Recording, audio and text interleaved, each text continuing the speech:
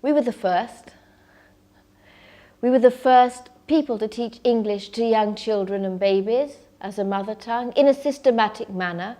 We were the first to have systematic teacher training courses. Today we have teacher training courses for the young ages. That means we teach trainers to work from age 3 months to the age of 11 years. We have teacher training specifically from the age 11 to the age of 18. We have a range of materials which is outstanding. Over 20 years of intense, fun learning and very musical learning.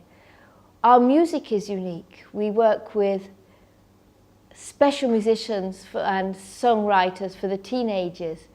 We have created over 500 songs for the very young ages.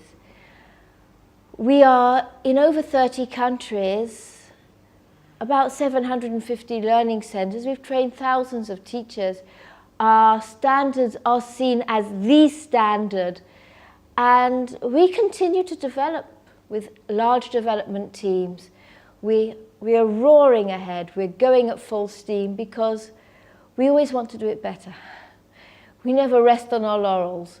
We know there's so much more to do. There's always things to update. There's always more we can do so that the children will learn even better. And I think that makes us stand out from anyone who is a competitor.